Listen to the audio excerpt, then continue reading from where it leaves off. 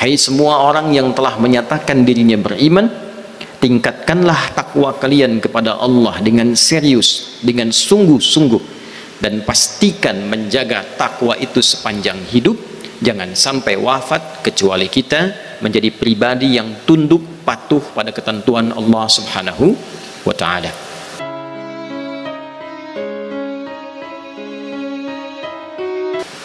Hadirin sekalian, satu, mengapa takwa itu penting?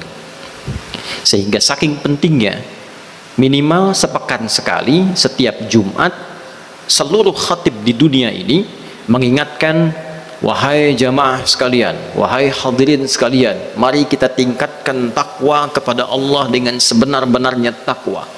Lantas kemudian mengutip dalam surah Al-Quran itu, di surah yang ketiga Ali Imran di ayat 102, ya ayyuhalladzina amanu taqullaha haqqa tuqatih wa la tamutunna illa wa antum muslimun. Hai semua orang yang telah menyatakan dirinya beriman, tingkatkanlah takwa kalian kepada Allah dengan serius, dengan sungguh-sungguh, dan pastikan menjaga takwa itu sepanjang hidup. Jangan sampai wafat kecuali kita menjadi pribadi yang tunduk patuh pada ketentuan Allah Subhanahu wa ta'ala. Ada dua pembahasan penting dalam khutbah Jumat ini. Satu, mengapa kita mesti bertakwa? Kedua, bagaimana caranya kita meningkatkan takwa kepada Allah Subhanahu wa ta'ala. Hadirin, jika kita mencoba membaca, menghitung dan menganalisis 6.236 kurang lebih ayat Al-Quran, 114 surah, 30 juz, kita akan mendapati bahwa kata takwa dan derivasinya, turunan-turunan katanya, setidaknya disebutkan sebanyak 240 kali dalam Al-Quran. 240 kali ini secara garis besar dibagi kepada dua bagian. Yang pertama, bagian penjelasan mengapa mesti bertakwa, dan bagian kedua tentang petunjuk bagaimana cara bertakwa dan meningkatkannya. Di bagian pertama, Allah yang menciptakan kita, Tuhan kita Allah, yang mencipta kita Allah, yang menata hidup kita Allah, yang tahu tentang kita Allah. Dengan semua penjelasan ini, Allah menegaskan kepada kita bahwa jika setiap hamba yang Allah cipta itu mampu bertakwa, satu, Allah akan mudahkan semua urusan hidupnya. Semua jenis kesulitan yang mungkin kita hadapi dalam hidup itu akan dimudahkan oleh Allah. Bukan tidak punya masalah, bukan tidak punya kesulitan. Di sekolah yang belajar mungkin punya kesulitan, guru yang mengajar mungkin punya kesulitan. Sebelum mengajar berangkat dari rumah mungkin ada masalah di rumah tangga, di jalan mungkin mendapatkan masalah. Dan tidak ada orang yang hidup yang tidak mendapatkan masalah dalam hidupnya, karena masalah itu dihadirkan oleh Allah untuk meningkatkan kualitas hidup kita dalam menghadapinya, bukan ingin membuat hidup kita bermasalah. Tapi ada orang-orang yang sebelum menghadapi masalah itu diringankan masalahnya oleh Allah, sehingga seakan-akan tidak punya masalah. Senyum selesai masalah. Ada orang yang bahkan belum senyum selesai masalahnya. Ada orang yang tidak pernah senyum karena nggak tuntas-tuntas masalahnya. Maka syarat pertama, kata Allah, Quran surah ke-65 di akhir ayat yang kedua, ketika Allah berfirman, wa may yattaqillaha yaj'al lahu makhraja. Dan siapapun yang mampu meningkatkan takwanya, perhatikan kalimatnya, bentuknya fi'il mudhari', paling mudah disampaikan dalam pendekatan bahasa Inggris, misalnya present, continuous, and future. Sekarang, terus, dan sampai kapanpun, progresif, meningkat terus. Siapapun yang mampu terus meningkatkan takwa, tingkatkan, dijamin oleh Allah, yaj'al lahu makhraja, maka Allah berikan jalan keluar, solusi dari setiap persoalan yang ia alami. Bentuknya menggunakan bentuk nakirah, tidak ada alif lamnya, makhraja, artinya semua bentuk persoalan, maka datang semua bentuk solusi. Jadi syarat pertama kalau ingin hidup mudah itu bukan uang. Jadi kalau Anda bekerja untuk mendapatkan uang yang tujuannya supaya memudahkan hidup, itu orientasi yang salah. Karena ternyata banyak orang yang punya uang pun masih punya banyak masalah juga. Tidak sedikit yang crazy rich itu bermasalah. Jadi jangan disimpulkan kalau punya uang itu mampu menghilangkan masalah. Jangan disimpulkan kalau banyak uang itu mampu menipiskan persoalan.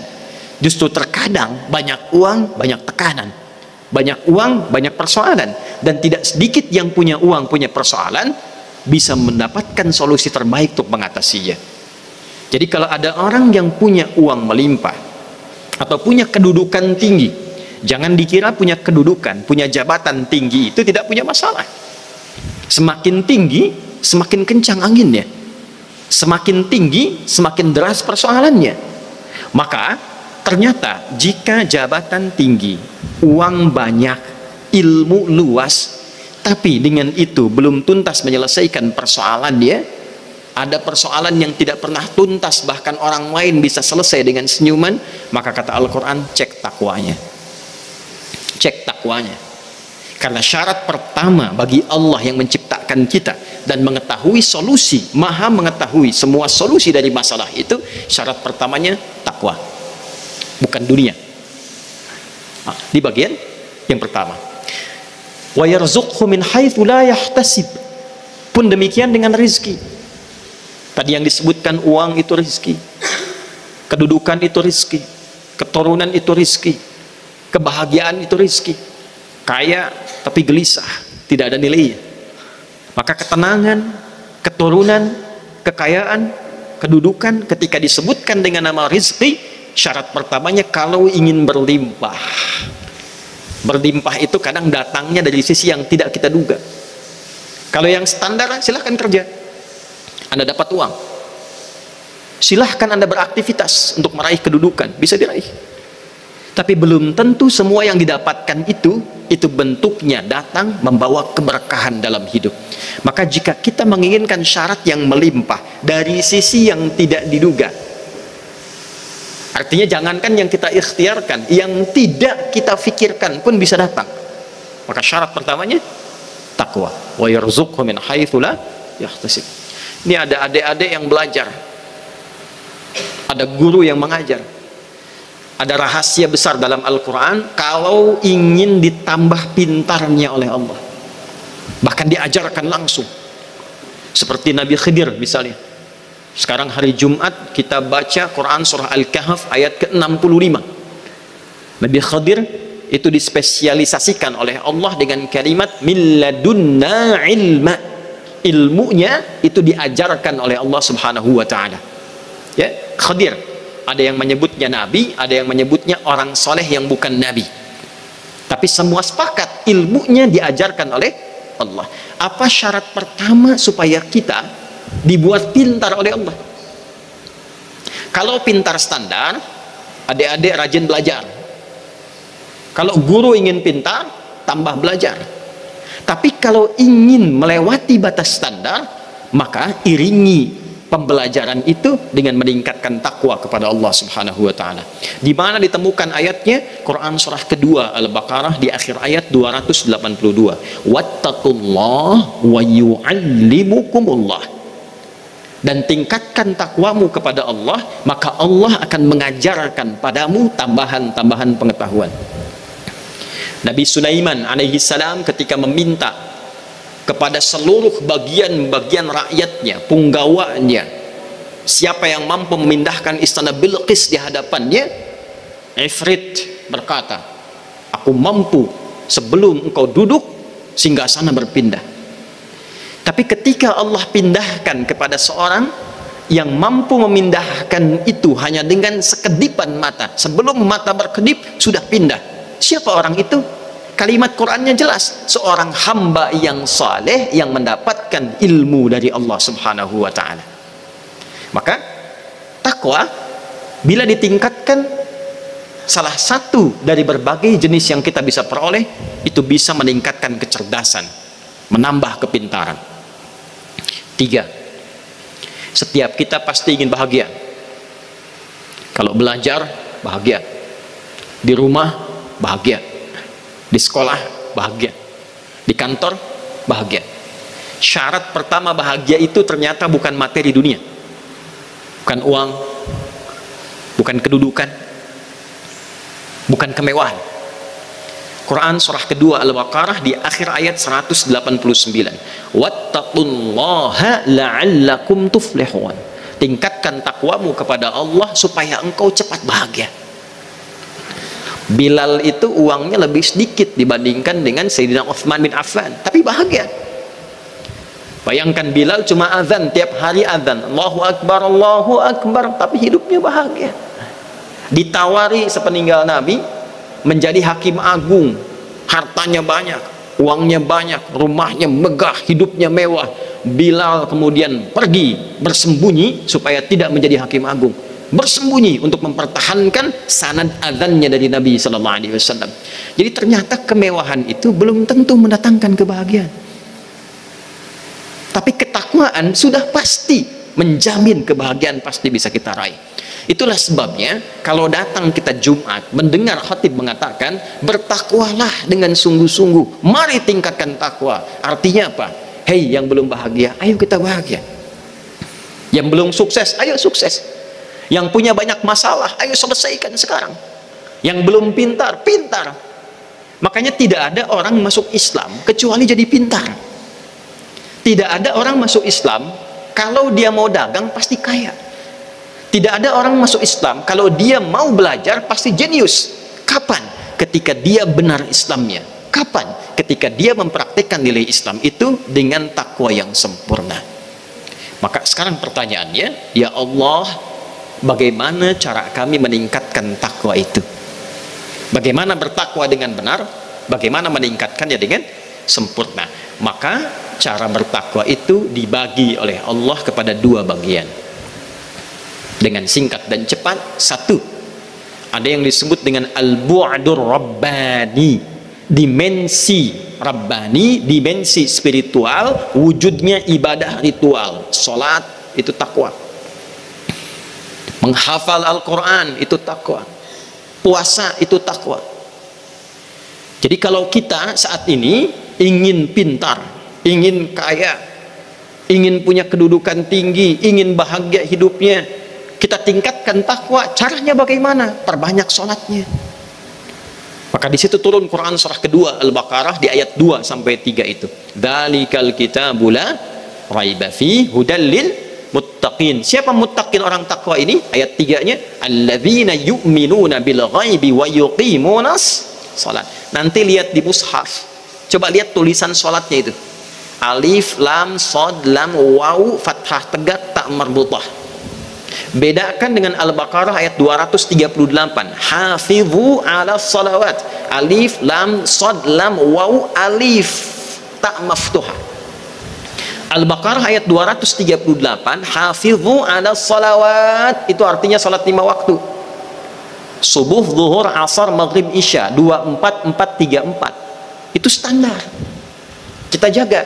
Tapi kalau ingin meningkatkan takwa, tambah dari yang 5 itu. Sebelum subuh ada sholat sunnah, tunaikan. Nah, itu ciri pertama kita ingin meningkatkan takwa. Ketika orang lain hanya yang 5, kita tambah dengan sunnahnya. Sebelum zuhur ada sholat sunnah 4 rakaat, minimalnya 2, tambahkan. Setelah zuhur, setelah Jumat ada 2 rakaat, tambahkan. Setelah maghrib ada 2 rakaat, tambahkan. Setelah isya 2 rakaat, tambahkan. Kalau perlu malamnya tahajud, kalau mampu duhanya dikerjakan. Jika kita mampu menambah itu, yang belajar-belajar, siswa-siswa, murid-murid yang belajar, Allah sudah berjanji akan ditambah kepintarannya. Tidak ada satupun orang pintar di masa dulu kecuali mereka hebat sholatnya. Al-Ghazali, Al-Kindi, Al-Farabi, Ibn Khuzaimah, Al-Batutah, tarik ke sahabat Nabi Ali bin Abi Thalib, Umar bin Khattab, Uthman bin Affan, Abdurrahman bin Auf, semuanya menjadi pintar dan hebat. Bahkan ada sahabat Nabi yang belajar bahasa asing. Dulu bahasa Persia. Kalau kita sekarang misalnya belajar bahasa Inggris, belajar bahasa Arab, itu cuma 3 hari langsung pintar. Karena apa? Meningkat takwanya. Kedua, Al-Quran. rajin-rajin baca Al-Quran, banyak menghafal Al-Quran. Riset menunjukkan secara ilmiah, ada penelitian di Inggris, di London, dari seorang doktor yang berasal dari Maroko. Ternyata penghafal Quran itu kalau benar menghafal Qurannya akan meningkat kecerdasan kepintarannya 3 kali lipat dari orang biasa. Kata peneliti ini, karena dalam Al-Quran ada 52.000 kosakata. Jadi kalau tiap hari ditingkatkan, otak kita semakin terlatih dan mudah mencerna apapun. Puasa. Ini bulan Hurum. Rajab termasuk bulan Hurum. Zulqa'dah, Zulhijjah, Al-Muharram, Rajab. Boleh puasa di bulan Rajab dengan niat puasa bulan Hurum. Silahkan tingkatkan Seninnya, Kamisnya, Ayyamul Bidnya misalnya, atau puasa Daudnya. Ketika diminta puasa oleh Al-Quran, ujungnya lihat ayatnya, Al-Baqarah ayat 183. Ya ayyuhalladzina amanu kutiba alaikumus syiyam kama kutiba alal ladzina min qablikum la'allakum tattaqun, supaya meningkatkan takut. Jadi kalau rajin puasa itu pasti meningkat pintarnya. Rajin puasa meningkat kebahagiaannya. Rajin puasa bagi yang pebisnis akan meningkat kekuatan bisnisnya, demikian seterusnya.